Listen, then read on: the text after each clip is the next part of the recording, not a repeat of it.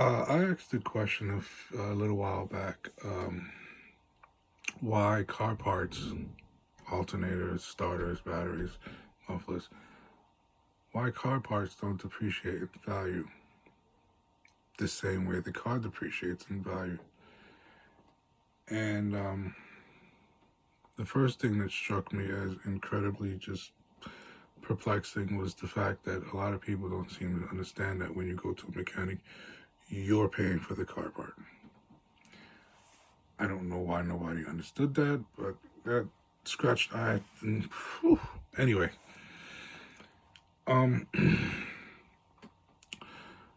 but the other thing that struck me as odd is that nobody seems to understand that if it were cheaper to fix a car, to repair a car, less people would buy a car, would go out and buy a new car. And you go, well, that makes no sense because a new car is more expensive than fixing a car. Nope, because at some point somebody will tell you that it's not worth fixing. It costs too much money, you might as well just go get another one. Some cases they're right. Who's gonna drop $4,000 on an engine or a transmission? Run out and go finance a new car, get a new car, right? Something that's gonna last you a long time. But if it were actually cheaper to repair cars, a lot less people would buy new cars. And the money is actually in the return customer. I need you to keep coming to buy cars. The second reason is, well, car companies would have to admit that their cars don't really change over time. They're selling you the same car year after year after year after year. They might curve off something in the design here, add a little something there, but it didn't really change. The car performs the same way, same parts in it. The car did not really change at all.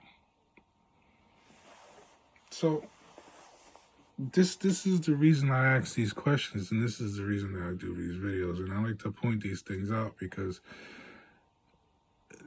nobody seems to notice these things or understand. And since we're on the topic of cars, car insurance. Car insurance is another thing that's a scam. For some reason, everybody decided at some point that whenever it came time to actually use the services you've been paying for, they should be able to raise your rates. Don't know why everybody agreed to that. It just did. And I'll give you a perfect example of the scam of car insurance. We are not supposed to be discriminating, whether it's housing, employment, etc., etc.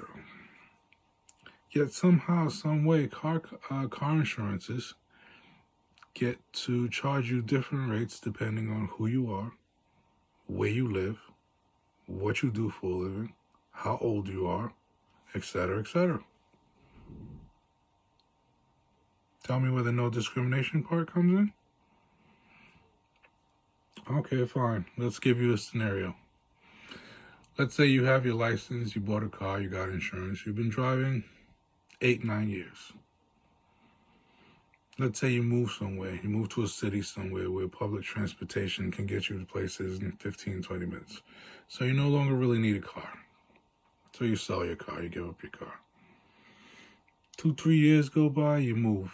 You move to some place where you actually do need a car again.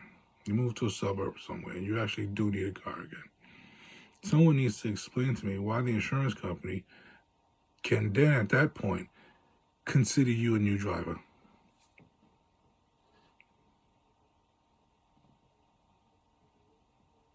You've been driving 8-9 years. Then even though you didn't have your license those 2-3 years, even though you didn't have a car those 2-3 years, you had your license those 2-3 years. So you've been driving for 8-9 years. You've had your license for 10-11, but somehow, somewhere, the insurance company considers you a new driver. And the crazy thing is that 2-3 years don't even have to pass by.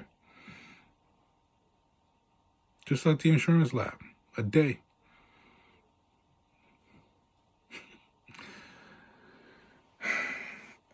I like to do these videos because sometimes I feel like I'm the only person who notices these things.